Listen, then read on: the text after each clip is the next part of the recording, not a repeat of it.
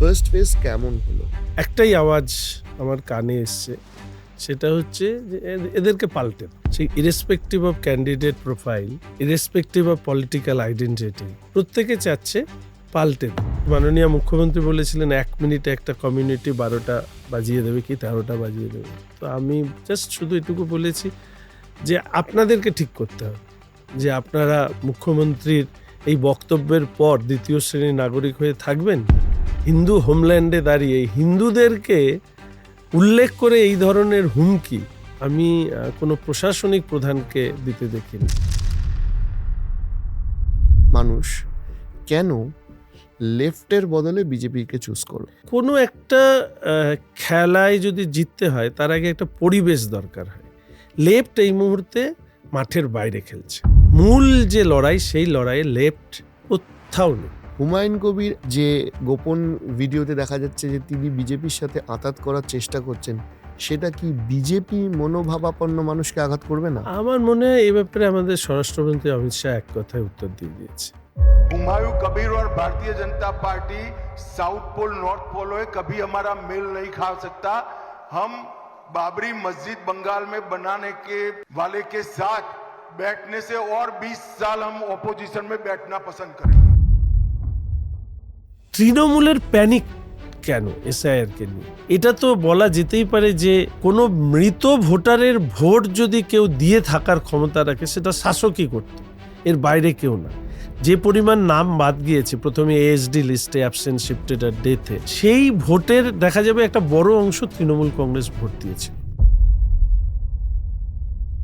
যত ধরো সমাজবিরোধী বলো বা এই ধরনের লোকজন থাকে, ক্ষমতার সাথে থাকতে চায়। তা বিজেপি ক্ষমতায় এলে এই ধরনের লোকগুলো আবার আশকারা পাবে না, তার গ্যারেন্টি কি আছে? একজন ভারতীয় জনতা পার্টির কর্মী কার্যকর্তা হিসেবে এটুকু বলবো যে এই ধরনের লোকদেরকে প্রশ্রয় দেওয়ার কোনো জায়গা নেই।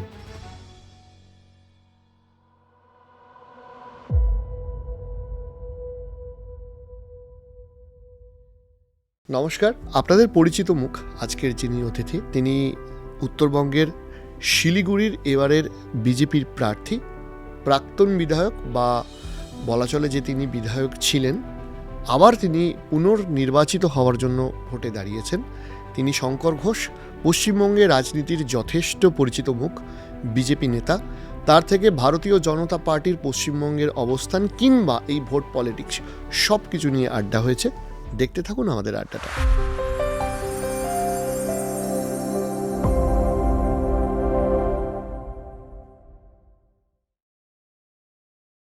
শঙ্করদা, কেমন আছো? উত্তরবঙ্গ থেকে এখানে এসে আমাদেরকে আজকে সময় দেওয়ার জন্য ধন্যবাদ। বলো, কেমন আছো?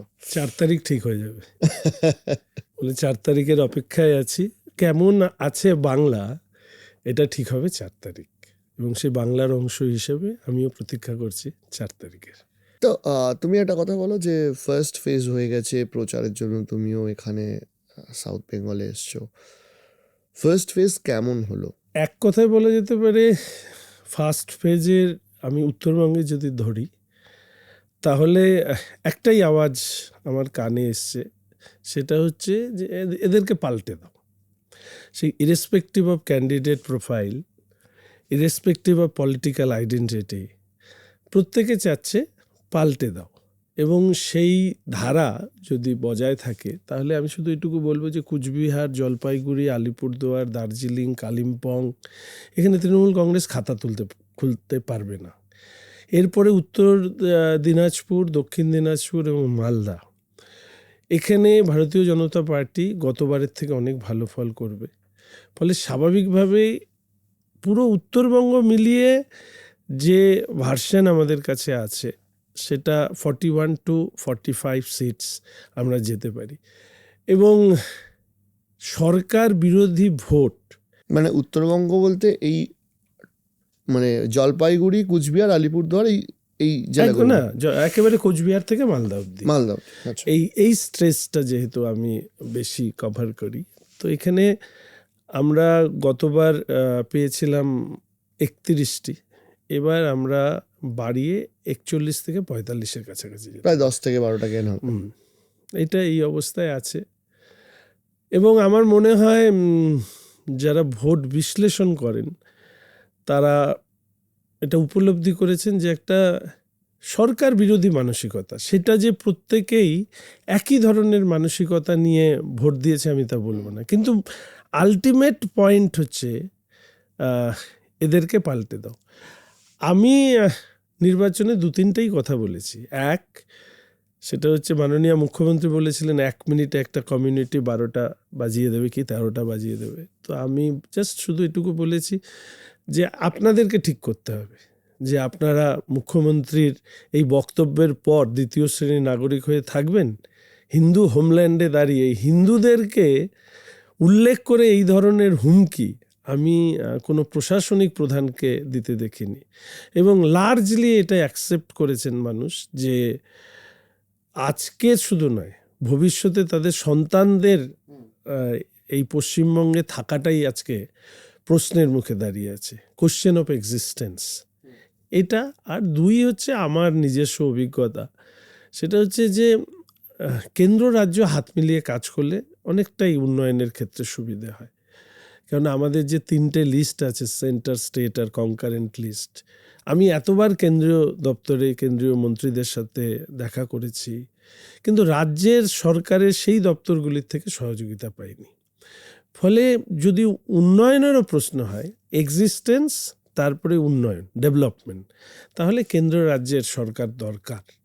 ভারতীয় জনতা পার্টির ফর 5 ইয়ার্স আমরা সংকল্পপত্র প্রকাশ করেছি।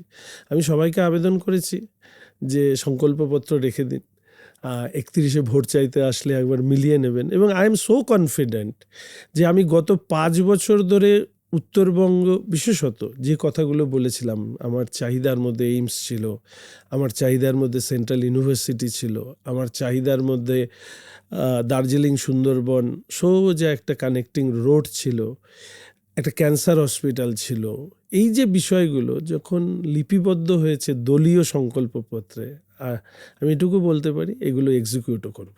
এই যে তুমি বললে যে মানুষের একটা সরকার পাল্টানোর মানসিকতা দেখা যাচ্ছে, এর সাথে এই যে সরকার পাল্টানোর যে মানসিকতা, অর্থাৎ সোজা কথায় তৃণমূল কংগ্রেস বিরোধী ভোট, যারা তৃণমূলকে পছন্দ করছেন না, তৃণমূলের বিরুদ্ধে ভোট দেবেন, রাইট? সেই মানুষ কেন লেফটের বদলে বিজেপিকে চুজ করবে? এটা খুব সাধারণ, মানে লেফট এখনো সেই স্পেস তৈরি করতে পারেনি যে স্পেসের কারণে মানুষ ভোট দেবে। প্রথম কথা হচ্ছে যে কোনো একটা খেলায় যদি জিততে হয় তার আগে একটা পরিবেশ দরকার হয়। লেফট এই মুহূর্তে মাঠের বাইরে খেলছে। মূল যে লড়াই, সেই লড়াইয়ে লেফট কোথাও নেই। কংগ্রেসের থেকেও খারাপ ফল হবে, এবং আমার ধারণা লেফট শূন্য গণ্ডি অতিক্রম করতে পারবে না।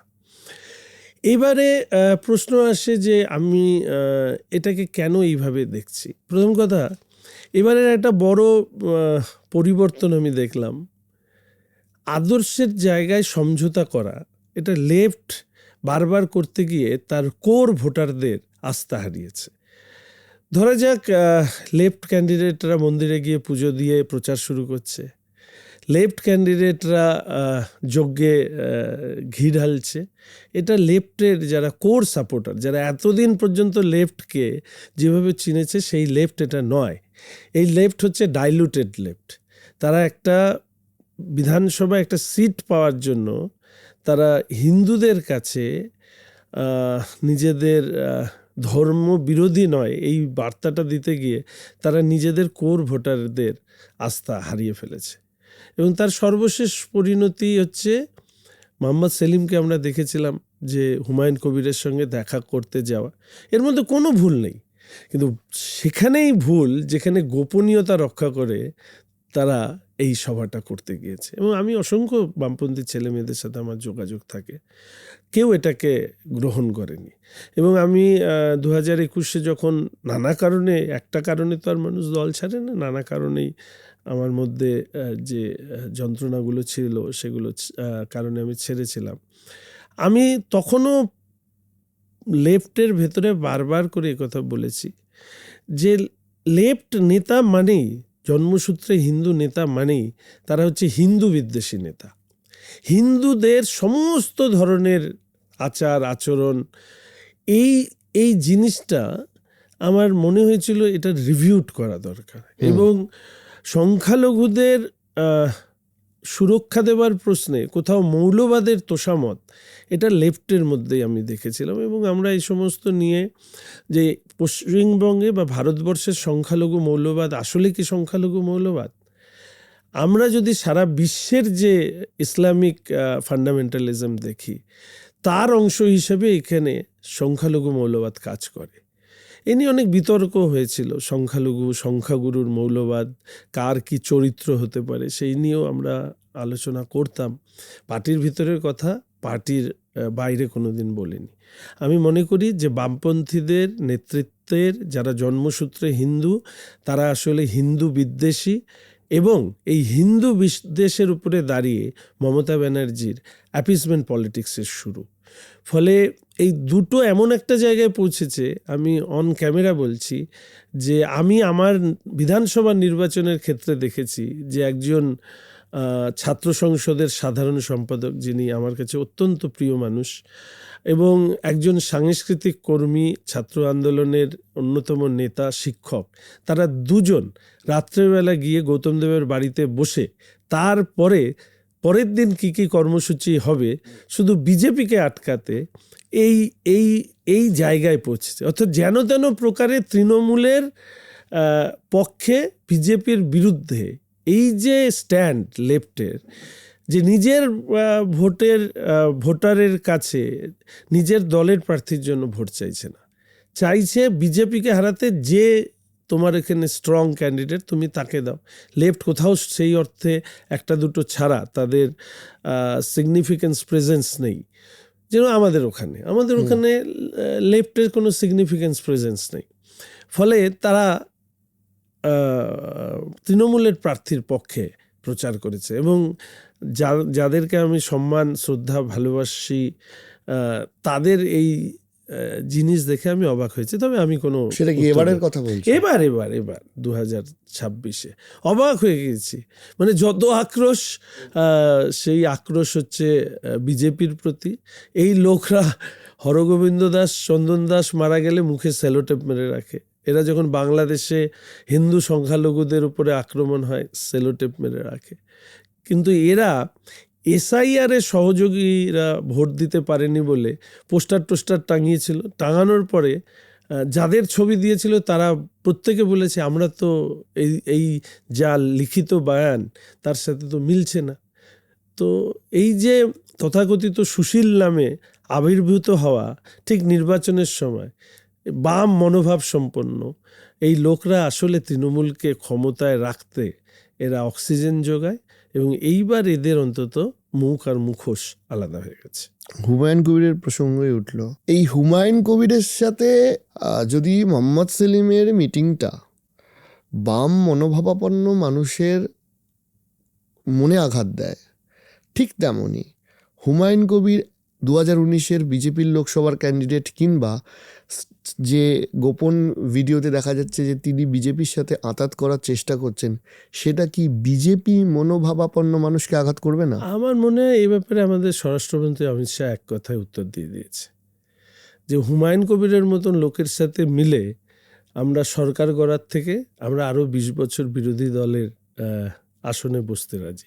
আমার মনে হয় এটা ঠিক ওই যে বলে না, ডাইজেস্ট হয়নি কারো। ফলে বিষয়টা কিন্তু ইম্প্যাক্টের জায়গায়, একটা তো ইম্প্যাক্ট বলে, সেই ইম্প্যাক্টের জায়গায় মনে হয় না খুব একটা দাগ কেটেছে। এবং আমি এই সময়কালে আর ওটা আলোচনার বিষয়বস্তু হিসেবেও কোথাও দেখিনি। হুমায়ুন কবিরেরও প্রেজেন্স খুব একটা কোথাও সেই অর্থে উনি যেভাবে ঢক্কানিনাদ পিটিয়েছিলেন তার প্রেজেন্সও কিন্তু আমরা ফিল করিনি। ঘটনাচক্রে মাইনরিটিদেরও একটা অংশ তারা বুঝতে শিখেছে যে মমতা ব্যানার্জি তার দল তাদেরকে শুধু ব্যবহার করেছে ভোট ব্যাংক হিসাবে। এই ব্যাপারে একদম সোজা কথায় যেটা বলি, আমি বিধানসভার মধ্যে দাঁড়িয়ে প্রাক্তন আইপিএস বিধায়ক হুমায়ুন কবির, তাকে আমি একটা প্রশ্ন করেছিলাম যে আপনাদেরকে যখন দুধেল গাই বলা হলো একটা কমিউনিটিকে, তখন আপনাদের মতন এনলাইটেন্ড মানুষ, যাদের শিক্ষা দীক্ষা নিয়ে আমরা সর্বদা সম্মান করি, আপনারা কেন মুখ বুজে থাকেন?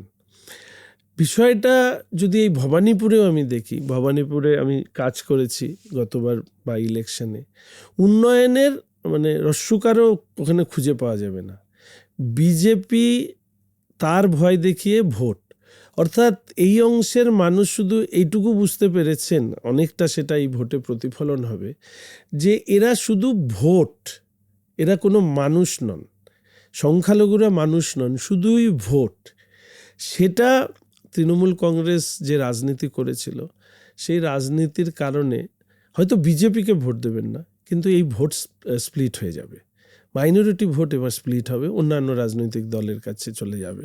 সেটার একটা পার্সেন্টেজ যদি স্প্লিট হয়ে যায়, তাহলে ভারতীয় জনতা পার্টির জয়ের পথ আরও সুগম হবে। ভারতীয় জনতা পার্টির 2021 সালের মানে সব জায়গায় একটা হই হই পড়ে গেছে যে প্রায় ক্ষমতায় চলে এসছে। আমি একটু পিছিয়ে যাচ্ছি, সেটা হচ্ছে যে 2016 ভোট তুমি দেখেছো, যখন একটা বাম কংগ্রেস জোটের হাওয়া এসে গেছিল, যে তৃণমূল প্রায় হেরে যাচ্ছে, সেই ভোটটা তৃণমূল জিতেছিল। 2021 ভোট তুমি দেখেছো, যে ভোটটায় প্রায় সমস্ত মিডিয়া বলে দিয়েছিল বা একটা জনমানসে এসে গেছিলো তৃণমূল হেরে যাচ্ছে, বিজেপি ক্ষমতায় আসছে। আগেরবার বাম আসার কথা ছিল, এবারে বিজেপি ক্ষমতায় আসছে, সেই ভোটটাও তৃণমূল জিতে গেছিল।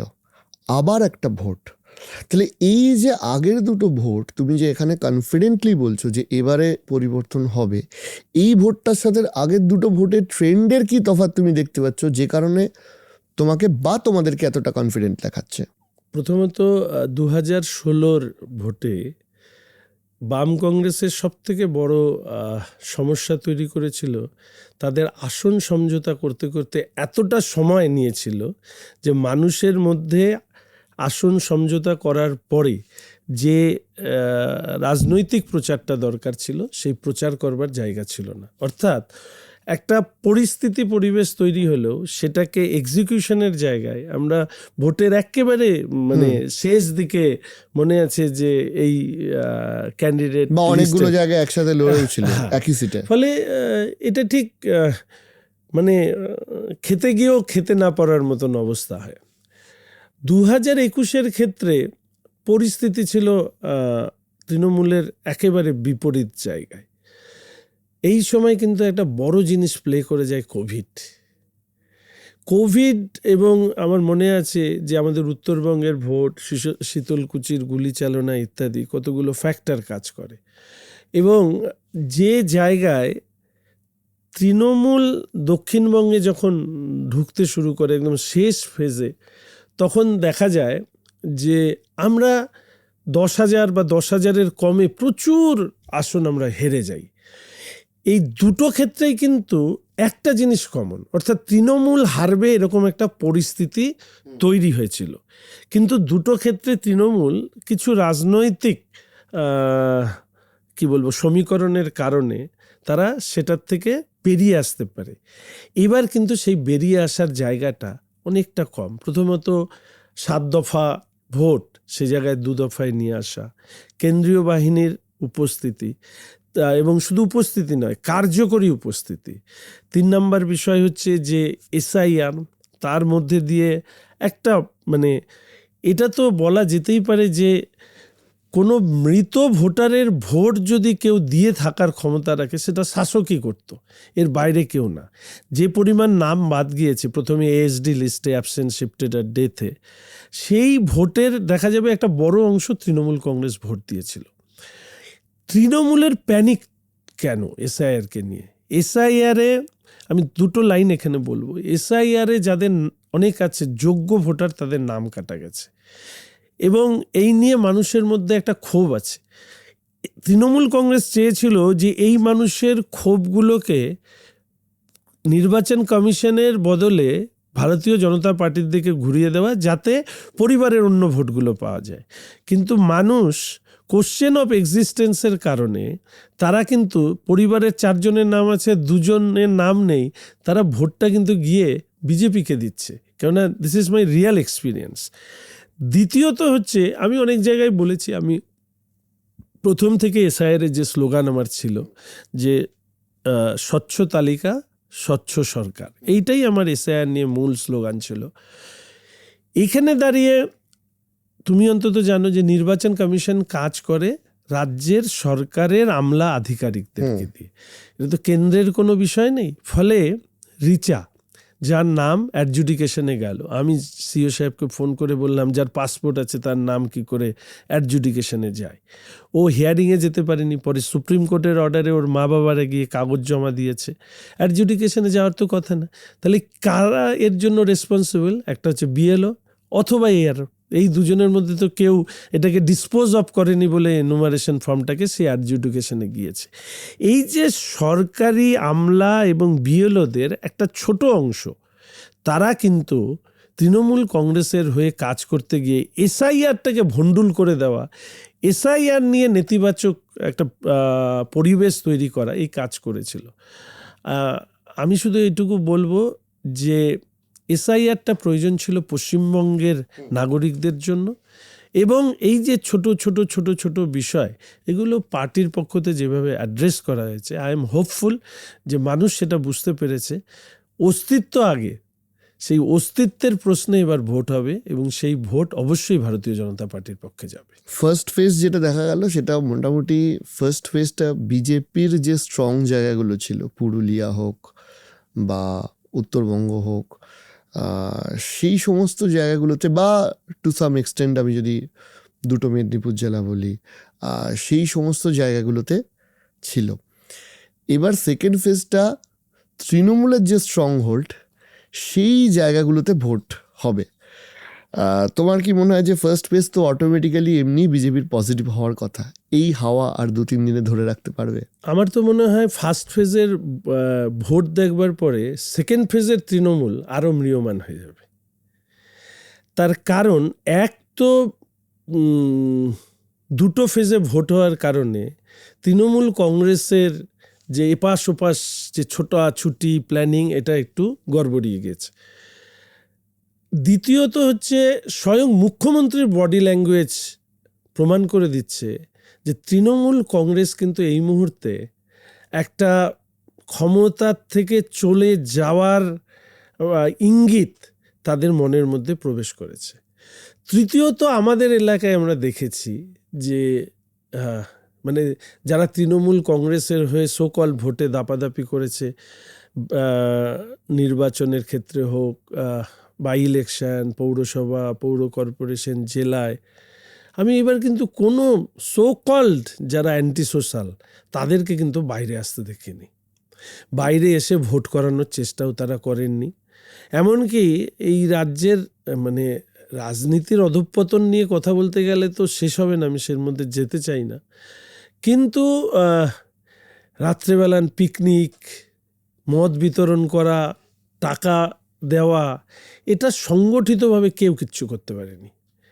ব্যক্তিগত স্তরে কে কার বাড়িতে কি পৌঁছে দিচ্ছে বলতে পারবো না, কিন্তু অ্যাজ এ হোল আমরা যেটা মানে ভোটের আগের দিন রাত্রে কি তার আগের দিন রাত্রে যে উৎসব, একেবারে বিল্ডিংয়ের নিচে গাছের তলায়, এবার এগুলো কিছু করতে পারেনি।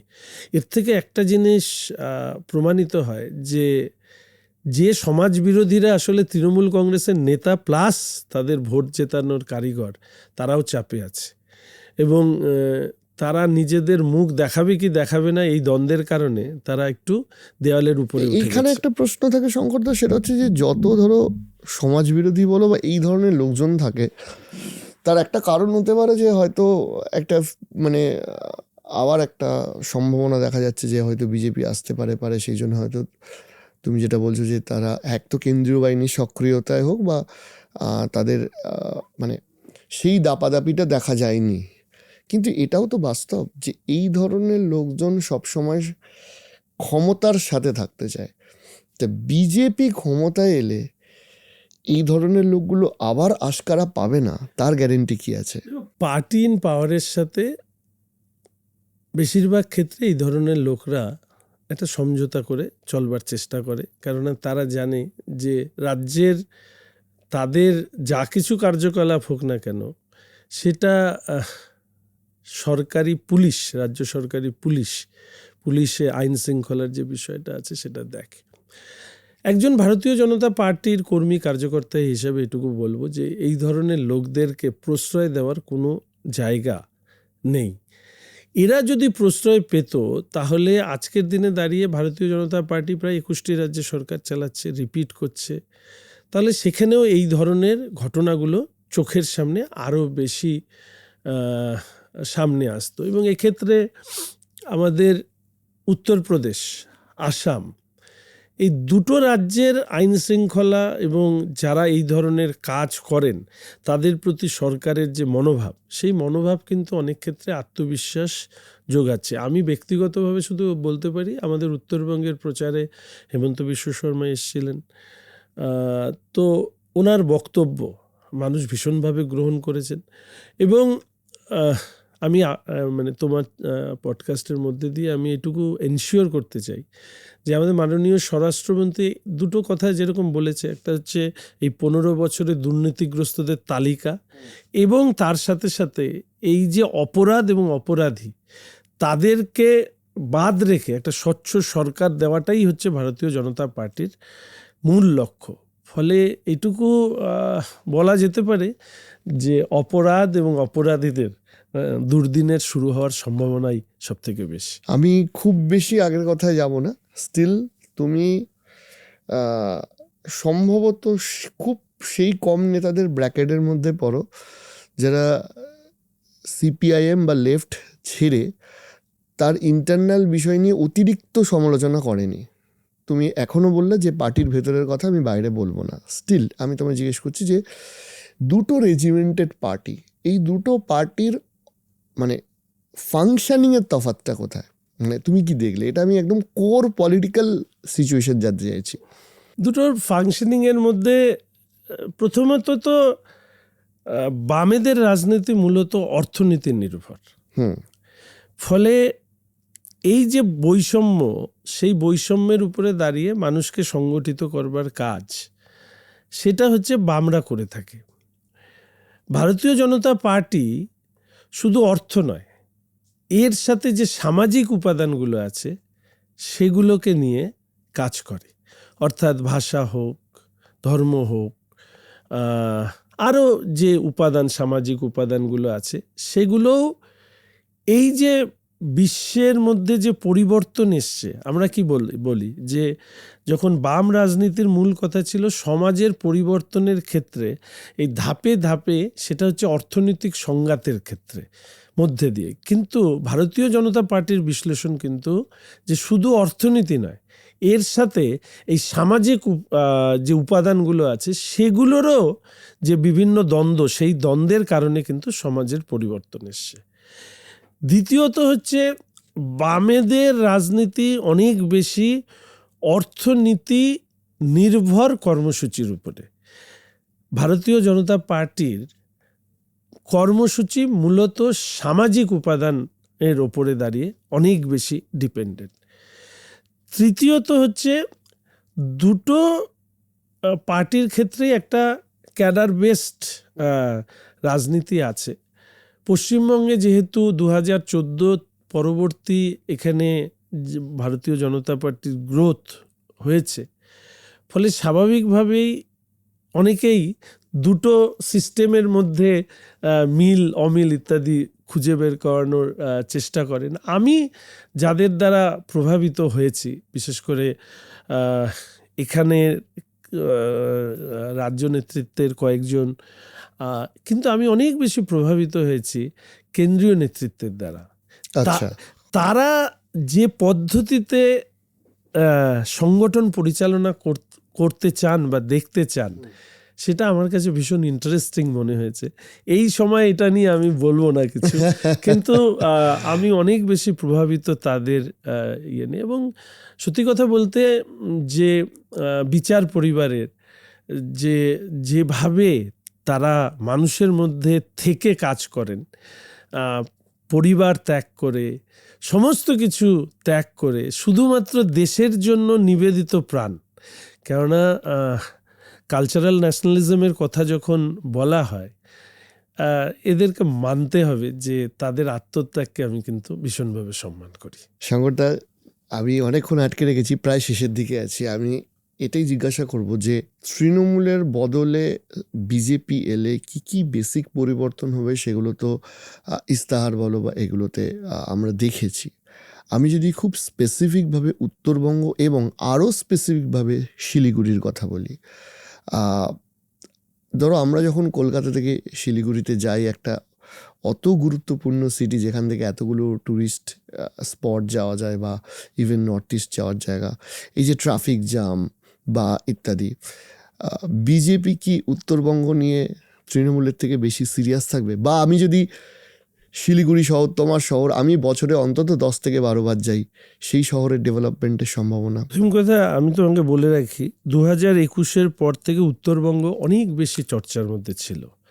তার কারণ যাই হোক না কেন, সেই কারণের একটা অংশ হিসাবে আমার নাম থাকুক বা না থাকুক, কিন্তু উত্তরবঙ্গকে উপেক্ষা করে কারো পক্ষে পশ্চিমবঙ্গের রাজনীতি করা সম্ভব নয়। সেটা 2021-এর পর থেকে বিধানসভার ভেতরে, বিধানসভার বাইরে, কলকাতা থেকে দিল্লি, এই কাজ আমি করেছি।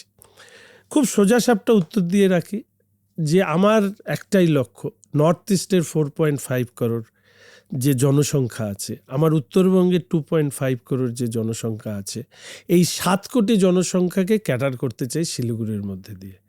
অর্থাৎ একটা সাইকেল, একটা প্লাস্টিকের বালতি, একটা ছোট্ট টিউবলাইট, আমার এখানে কোনো ইন্ডাস্ট্রি নেই চা ছাড়া। আমার লক্ষ্য একটাই, উত্তর পূর্ব ভারত এবং উত্তরবঙ্গকে ঘিরে এমন একটা পরিবেশ তৈরি করা যেখানে শিলিগুড়ির বুকের উপর দিয়ে গিয়ে অন্য জায়গায় যাবে কেন, শিলিগুড়ি তার স্টপ হবে, সেই রকম একটা পরিমণ্ডল, শিক্ষা, স্বাস্থ্য, ট্যুরিজম, ইন্ডাস্ট্রি, এটা করতে চাই। আমি চাই যে শিলিগুড়ির মানুষের গড় আয় এখন 10 থেকে 12 হাজার, সেটাকে আমি নিয়ে যেতে চাই 20 থেকে 25 হাজারের কাছাকাছি। তার জন্য যে ইনফ্রাস্ট্রাকচার তৈরি করা, তার জন্য ইন্ডাস্ট্রিয়ালিস্ট এন্টারপ্রেনারদেরকে যে ধরনের সুযোগ সুবিধা দেওয়া দরকার, সে জমির প্রশ্নে হোক, সে ইনসেন্টিভের প্রশ্নে হোক, ইন্ডাস্ট্রি স্থাপন করলে জিএসটির ক্ষেত্রে ছাড় দেওয়া হোক, এই যে বিষয়গুলো আছে। এবং সর্বোপরি তোমার এটা জানা দরকার যে আমি শুধু রাজনীতি না, আমি পরিবেশ নিয়ে এই বিধানসভায় সবথেকে বেশি প্রশ্ন করেছি। ফলে উত্তরবঙ্গের পরিবেশের যে ডালি, সেটাকে সুরক্ষিত রাখা সহ I have a big dream two fulfil, তো সেটা নিশ্চিতভাবে করব। এবং আমি কথা দিচ্ছি যে 2026-এর 4th মের পর শুধু বিকশিত ভারত, বিকশিত পশ্চিমবঙ্গ নয়, একটা নতুন উত্তরবঙ্গ যার ভর কেন্দ্র হবে শিলিগুড়ি এবং উত্তর পূর্ব ভারত নিয়ে একটা, মানে এতদিন যে স্বপ্ন দেখেছি সেই স্বপ্নকে পূর্ণ করব, এটাই আপাতত লক্ষ্য। আমাকে কেউ এই প্রশ্নটা করেনি, আজকে তোমাকেই আমি বলি। আমরা বিধানসভায় যাই কিসের জন্য? বিধানসভা, লোকসভা হচ্ছে আইন প্রণয়ন হয়। একদমই তাই। আইন প্রণয়ন করতে আমরা জনপ্রতিনিধিদের পাঠাই। কোনোদিন কোনো বিধায়ককে, মানে শাসক বা বিরোধী, তাদেরকে কেউ এই প্রশ্ন করতে শুনলাম না যে আপনি আইনসভায় গিয়ে আইন তৈরি করতে কি কি ভূমিকা পালন করেছেন। এক্স্যাক্টলি ওটাই আসতাম, মানে তুমি আমার মুখের কথাটা কেড়ে নিলে। আমি এইটাই জাস্ট ভাবছিলাম যে, মানে এটা তুমি যখন বলছিলে যে আমি তোমায় জিজ্ঞেস করতাম যে অন্যান্য ক্ষেত্রে, মানে লোকসভার ক্ষেত্রে ধরো লোকসভা টিভি রয়েছে, বা আমি উত্তরপ্রদেশ বলো বা বিভিন্ন বিধানসভার এখন ওই ইনস্টাগ্রামে ছোট ছোট রিলও বেরোয়, সেগুলোতে যে ভাইরাল হয়, সেখানে লোকসভার ফুটেজ ভাইরাল হয়। তোমারই দলে যুক্ত হয়েছে রাঘব চাড্ডার ভিডিও ভাইরাল ছিল লোকসভার। আমাদের বিধানসভার খুব একটা ফুটেজ পাওয়া যায় না বা বাইরে আসে না, ফলে আমরা লাইভ দেখতে পারি না। আর ওই বিধানসভার কি কি বক্তব্য রাখলো সাইট খুলে খুব কম লোক পড়ে, সেটা সম্ভব না। বিধানসভার তোমার 5 বছরের এক্সপিরিয়েন্সটা আমি একটু জানতাম। বললাম যে আমি স্পিকার সাহেবকে অনেকবার হাতজোড় করে অনুরোধ করেছিলাম যে আমাদের এটা ওই লাইভ ফিড যেটা দেওয়া হোক। স্পিকার অন্যান্য অনেক বিধানসভাই করে দিয়েছে। স্পিকার সাহেব না রে না না না কথা বলে আর এখন এই নিয়ে শুধু মুখ্যমন্ত্রী যেদিন বলবেন সেদিন উনি আর বিরোধী দলনেতাকে না দেখালে মুশকিল, তো এই দুটো, আর কোনো ক্ষেত্রে শুধু ওনারটাকেই দেখানো হবে। ডিসগাস্টিং এটা। আমরা যারা, আমি আজকে তোমাকে বলতে পারি আমি প্রায় 100 খানেকের বেশি প্রশ্ন করেছি, আমি প্রায় 47টি সাপ্লিমেন্টারি কোশ্চেন করেছি, আমি প্রায় 50-এর উপরে অধিক আমি আলোচনায় অংশগ্রহণ করেছি। 35 বছর পর আমি একটা প্রাইভেট মেম্বার বিল এনেছি, the West Bengal childhood protection act 2024 I think. আমি একটা বয়স্ক মানুষ যাদের পরিবারের কেউ নেই তাদের দেখভালের জন্য একটা সরকারি সার্ভুলেন্সের জন্য আমি বিল এনেছিলাম। আমি রেজুলেশন এনেছিলাম আয়ুষ্মান ভারতের পশ্চিমবঙ্গে চালু করবার জন্য। এই যে আমরা কাজ, মানে আমরা তো শুধু ইটকাট বালি পাথর তার হিসেবের জন্য বিধানসভায় পৌঁছয়নি, আমি পৌঁছেছিলাম আইনসভায় একটা কার্যকরী ভূমিকা পালন করতে। সরকার যে বিলগুলো এনেছে তার পক্ষে বিপক্ষে কোনটা ভালো কোনটা খারাপ, এই যে প্রাইভেট ইউনিভার্সিটি বিল আমার কথায় কথায় আমার মাথায় আসছে, কিংবা বাজেটে আমরা কি বলছি, কোনো দিন সুযোগ পেলাম না এই বিষয়গুলোকে মানুষের সামনে তুলে ধরতে। এবং কোথাও একটা মানে বিধানসভার ভেতরের পারফরমেন্স, এমন বিধায়কদেরকে আমি দেখেছি যারা 5 বছরে একটা শব্দ পর্যন্ত বলেনি, তারা এলাকায় বিধায়ক হিসাবে মানে কালো পয়সার জোরে তারা হচ্ছে নেতা হয়ে থেকে গেছে। ফলে এই সিস্টেমেরও পরিবর্তন দরকার। অন্তত সরকার তৈরি হলে প্রথম আমার সরকারের অংশ হিসাবে প্রথম আমি দলের যিনি মুখ্যমন্ত্রী হবেন বা এই পরিচালনা করবে তাকে আমি বলবো যে অবশ্যই বিধানসভা টিভি চালু করা। গুরুত্বপূর্ণ তার কারণ হচ্ছে যে দেখো, লোকসভাতে তো মোটামুটি হিন্দি ইংরেজি ভাষাতেই চর্চা হয়, সেটা রিজিওনাল ল্যাঙ্গুয়েজ এখন হচ্ছে ঠিক আছে, কিন্তু হিন্দি ইংরেজিতেই হয়। বাংলায় যদি এই তর্ক বিতর্কগুলো মানুষ শুনতে পারে তাহলে যে সুবিধাটা হবে, এই যে রাজনীতি থেকে ইন্টারেস্ট হারিয়ে ফেলছে নিউ জেনারেশন বলে বলা হচ্ছে, যেটা বহু ক্ষেত্রে বাস্তব, সেটা কিন্তু ফিরে আসবে। একদম আমি সহমত। আমি চাই আমার ইলেকশন ক্যাম্পেনিং আমি কিভাবে করি বলি, আমরা এরকম ছোট মিটিং করি, 50, 100, 200 যেই লোক থাকুক না কেন, আমি প্রথমে আমার 2টো লাইন বলি, অর্থাৎ অস্তিত্ব আর উন্নয়ন, ব্যাস আমার বক্তব্য শেষ। আমি এবার ওই 200 অডিয়েন্সকে বলবো আপনারা প্রশ্ন করুন, তার জন্য আমার 1 ঘন্টা। আচ্ছা, অর্থাৎ আমার তো রেসপন্সিবিলিটি, আমি এমএলএ ছিলাম শিলিগুড়ির মানুষকে এমএলএ থাকার পরেও আবার আমি ওনাদেরকে ভাষণ দেবো আমি কি করলাম না করলাম, আমি ওটা চাই না। আমি চাই মানুষ আমার কাছে জানতে চাক যে আপনি কি করলেন, আমার কোথায় দুর্বলতা ছিল, আমার আরও কী করার উচিত ছিল। এবং এতে মানে আমি অ্যাক্রস দ্য সোসাইটি আমি যে সাপোর্ট পেয়েছি, যে ভালোবাসা পেয়েছি, সেটা অবিশ্বাস্য। আমি আবার বলছি, শিলিগুড়ি শহরের মানুষের যেভাবে আমাকে ভালোবাসেন সেটা আমার কাছে অবিশ্বাস্য। এবং অডি নিয়ে যাক, ফোর্ড নিয়ে যাক, স্করপিও নিয়ে যাক, অস্টিন নিয়ে যাক, কুপার নিয়ে যাক, তার গাড়ির মালিক আর ড্রাইভার দুজনই আমাকে শঙ্করদা বলে ডাকে। টোটো চালাবে, ভ্যান চালাবে, রিক্সা চালাবে, রাস্তায় ফুটপাতে সাফাই কর্মচারী, ওরাও আমাকে শঙ্করদা বলে ডাকে। এই যে ভালোবাসা, এটা ছিল আমার কাছে গত 5 বছরে বিরোধী এমএলএ হওয়ার পরেও মানুষের সাথে প্রতিনিয়ত যোগাযোগ রাখার সুফল। এটা ঠিক, এর আগেও আমি আসলে ইলেকশন পরে আমি বেরিয়ে এসেছি, শিলিগুড়ির মানুষকে ধন্যবাদ তোমার মাধ্যমে দিচ্ছি। এবং আমি প্র্যাকটিক্যালি 5 দিন কোনো ক্যাম্পেইন করিনি, আমি ধর্নায় বসেছিলাম আম্বেদকর মূর্তির নিচে। একটি মেয়ে আত্মঘাতী হয়, তার অভিযুক্ত পালিয়ে যায়, 5 দিন ধরে আমি দিন রাত্রি ধর্না, ইলেকশনের মানে প্রাইম টাইমে একটা পলিটিক্যাল স্টেটমেন্ট দিইনি, একটা নট আ স্টেটমেন্ট। ওনার মাকে আমি বলেছিলাম, গরিব ঘরের মা, তাকে বলেছিলাম আপনার মেয়ে যার জন্য আত্মহত্যা করেছে, যতক্ষণ না পর্যন্ত সে গ্রেপ্তার হবে আমি রাস্তায় থাকবো। এই ঝড় জল বৃষ্টির মধ্যে আমি রাস্তায় ছিলাম কিন্তু 5 দিন। ফলে হয়তো অনেক জায়গায় পৌঁছতে পারিনি, কিন্তু মানুষের কাছে এই যে একটা মানে লেগে থেকে অ্যারেস্ট করানো।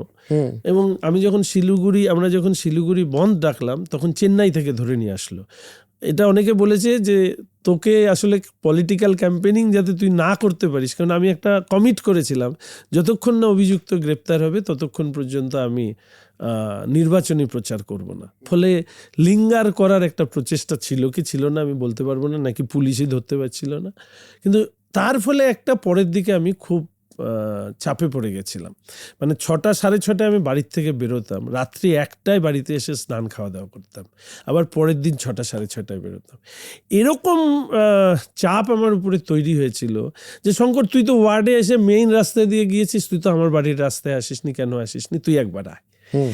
এই যে লোক ফোন করে তুমি আসো বা তুই আয়, এই জিনিস আমি 2021-এ দেখিনি। 2021-এ আমি কিছুই বুঝিনি, কিন্তু 2026-এ বুঝেছি মানুষ ভালোবাসলে কতখানি ভালোবাসতে পারে।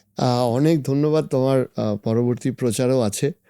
আর খালি আমার লাস্ট প্রশ্ন, এটা হয়তো অনেকের, মানে আমি শিলিগুড়ির অনেকের সাথেই যেহেতু এটা মানে আত্মীয়তা হয়ে গেছে, আমার জিজ্ঞেস করেছে যে শঙ্করদাকে একবার জিজ্ঞেস করো, পরে বদলে যাবে না তো?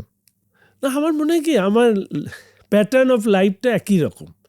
মানে ছাত্র রাজনীতি থেকে আজ অবধি, বিশ্ববিদ্যালয় অবধি সাইকেল নিয়ে ঘুরেছি, তারপরে একটা প্রজেক্টের কাজ পেয়ে একটা বাইক নিয়ে ঘুরতাম, তারপরে ধুতি পরতে ভালোবাসি বলে একটা স্কুটি নিই, আর এই দিয়ে আমি থাকি। আমি ব্যক্তিগতভাবে একটু একা থাকতে ভালোবাসি, আর আমি খুব সহজে কানেক্টেড হচ্ছে যারা অর্থনৈতিকভাবে পিছিয়ে পড়া মানুষ, কেন তাদের যন্ত্রণা সবসময় আমাকে বুকের মধ্যে ব্যথা দেয়, এবং সেই কারণেই আমি বারবার করে গরিব মানুষের কাছে পৌঁছেছি, কলোনিগুলোতে পৌঁছেছি। আমি দুটো উদাহরণ দিয়ে শেষ করে দিই। একজন শিলিগুড়ির অতি পরিচিত ব্যক্তি, আমি তাকে জীবনে দেখিনি, কিন্তু শিলিগুড়িতে সে তার একটা বিশাল নাম। তো এক ঘটনাচক্রে তার কাছে একজন আমাকে নিয়ে যায়। আমি প্রথমত আমি দেখে অবাক হয়ে গেছি যে আমি যেরকম ভেবেছি উনি সেরকম না, আর হয়তো দেখলেও কোনো দিন জানতাম না।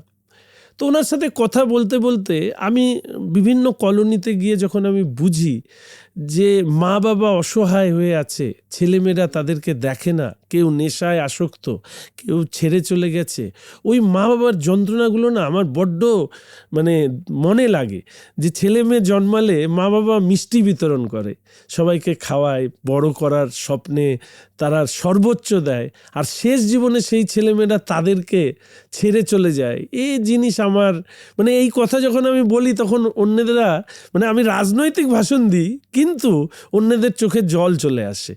ঠিক তার একদম বিপরীত মুখী অবস্থান, অর্থাৎ অত্যন্ত বৈভবশালী, অত্যন্ত আর্থিকভাবে বিত্তশালী মানুষ, তিনিও যে একদম একা, তাকে যখন আমি কথাগুলো বলছি দেখলাম তার চোখ দিয়ে জল বেরিয়ে যাচ্ছে। ঘটনা হচ্ছে যে মানুষের অনুভূতি, মানুষকে বোঝা, এটা আমি চেষ্টা করি, এবং সেই চেষ্টার কারণেই আমি জানি না মানুষের অনেক ভালোবাসা পাই। এবারের নির্বাচনে আমি ওই জন্য বলেছিলাম, এই সব বড় বড় কথার পরে এবারের নির্বাচন হয়েছে ভালোবাসা বানাম কালো পয়সা, অর্থাৎ কালো পয়সার রঙিন প্রচার হয়েছে, আর ভালোবাসায় মানুষের সাথে সম্পর্ক তৈরি করে মানুষের কাছে গিয়েছি। লেটস সি 4 তারিখ কি হয়। আর শেষ হইল না শেষ, তোমার পুরনো বামপন্থী বন্ধুদের সাথে আফটার বিজেপি এখন যোগাযোগ আছে? আছে, অনেকের সাথেই আছে, কথা হয়। তবে আবার বলি, আমি যেদিন বাম রাজনীতির থেকে সরে দাঁড়াই, পদত্যাগ করা, বামেদের রাজনীতিতে পদত্যাগ শব্দ বলে কিছু নেই, একটা চিঠি যেদিন দিই সেদিনও আমি কাউকে বলিনি। যেদিন ভারতীয় জনতা পার্টিতে যুক্ত হয়েছি সেদিনও একাই যুক্ত হয়েছি, কাউকে সাথে নিয়ে নয়। কিন্তু এই যোগাযোগ কখনোই রাজনৈতিক যোগাযোগ নয়, ব্যক্তিগত যোগাযোগ। হ্যাঁ, ব্যক্তিগত যোগাযোগ, কারো সুবিধে অসুবিধে তাদের কিন্তু কোনোদিন কাউকে এটা বলি না যে তুই বা তুমি ছেড়ে চলে আসো, এই সিদ্ধান্তটা তাদেরকে নিতে হবে। কিন্তু আমি আবার বলছি যে বাম রাজনীতির থেকে ভারতীয় জনতা পার্টিতে যুক্ত হওয়া এটা অত্যন্ত একটা চ্যালেঞ্জিং টাস্ক, কঠিন টাস্ক। এক ধরনের স্কুলিং থেকে আরেক ধরনের স্কুলিংয়ে যাওয়া, তার জন্য মানসিক ভাবে অনেক লড়াই করতে হয়। সেই লড়াই করে একটা দল আজকে আমাকে ভারতীয় জনতা পার্টি যে জায়গা দিয়েছে, ভাবা যায় পরপর দুবার আমি স্টেটের সেক্রেটারি হয়েছি, পরপর প্রথমবার বিধায়ক হলাম, আবার বিধায়ক হিসাবে তারা আমাকে মনোনয়ন দিয়েছে, আমি প্রথমবার বিধায়ক হয়ে অপোজিশন চিফ হুইপের মতন জায়গা দিয়েছে। কেন্দ্রীয় নেতৃত্ব, রাজ্য নেতৃত্বের তাদের যে অসম্ভব আমার প্রতি ভালোবাসা, সেটা তো বুঝি। এবং তারা আমাকে বলেছেন একটা কথা বলি, তুমি যেরকম সেরকমই থাকো এবং তুমি এইভাবেই আমাদের কথা বলো। তো আমি সেই কাজটা করি এবং সেই জন্য না বামপন্থী রাজনীতি করার সময় কেউ কোনো দিন আমি শৃঙ্খলাহীনভাবে কাজ করি এই শব্দ উচ্চারণ করতে পারিনি। আজকে এই 5-6 বছর যা হয়েছে সেখানেও কিন্তু ভারতীয় জনতা পার্টির শৃঙ্খলা ভেঙে আমি কোনো কাজ করি না। ফলে তাদের নির্দেশ মতো সংগঠনের শৃঙ্খলা মেনে আমি কাজ করছি। অনেক শুভেচ্ছা রইল 4 তারিখের জন্য। আজকে এর জন্য অনেক অনেক ধন্যবাদ। নমস্কার।